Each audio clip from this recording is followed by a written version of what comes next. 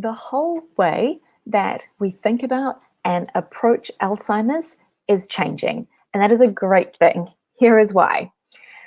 The old or conventional approach to Alzheimer's is based around the amyloid hypothesis. And what this means is it refers to this amyloid buildup in the brain. So these little yellow bunches that you can see here on the screen, that is amyloid, a protein that builds up in the brain and interferes with the way that the brain functions.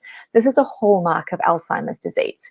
So while this kind of makes sense, and while this is true that yes, the amyloid is interfering with the way that our brain functions and is relating or resulting in the symptoms that we experience in the brain, that's not where it starts and ends.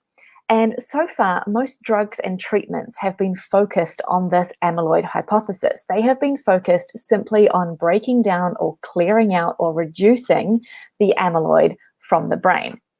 But when we think about health and the way that our bodies work, does it not make sense to ask, why is this amyloid building up in the first place? Because the thing is that amyloid is actually a naturally occurring protein in the brain and the body.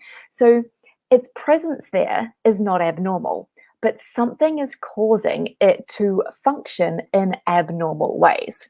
So the researchers that have asked this question, what is causing this switch from normal to abnormal functioning of amyloid, they have found the new approach to Alzheimer's.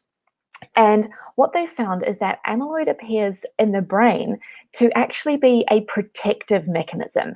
It appears to be protecting the brain from some kind of damage or insults that are occurring in there. So a little bit like inflammation is a protective response, but when it gets out of hand, it's not so great for us. Similarly, amyloid is originally protective, but when it gets out of hand and excessive, that's when we have problems.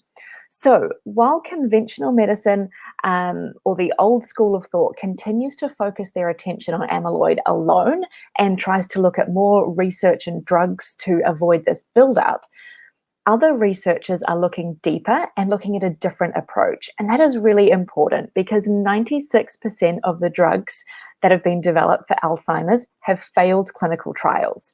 They may clear the amyloid, but they do not stop the progression of the disease. So it is really important that we start to look outside of this amyloid buildup and start to look deeper as to what is actually causing this. And this might make sense to you. It definitely makes sense to me. So let's use this analogy. Imagine that you have a bunch of fire engines clogging up the roads as they all race to put out a fire. Now, amyloid and tau, which is another protein involved, but amyloid especially is like the firefighters, right? They are there to protect the area from the fire and the flames. But those firefighters wouldn't be clogging up the road if somebody hadn't lit a fire in the first place, all right?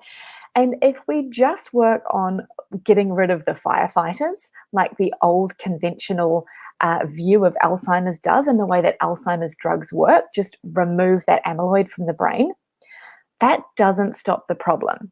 The road might look clear again initially, but the fire still rages.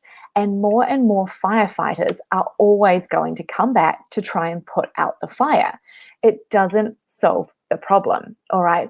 So instead, if we focused on putting out the fires in the first place, or even better, catching and locking up the arsonist that is out there setting all the fires, then we wouldn't have the problem of the traffic being blocked by the firefighters. The fire trucks go away and the fire goes away. And this is where our nutrition and our lifestyle comes into play. Our nutrition and our lifestyle, the way that we eat, move, and live on a daily basis, has the power to light fires, to fan the flames, or to prevent fires from being lit in the first place.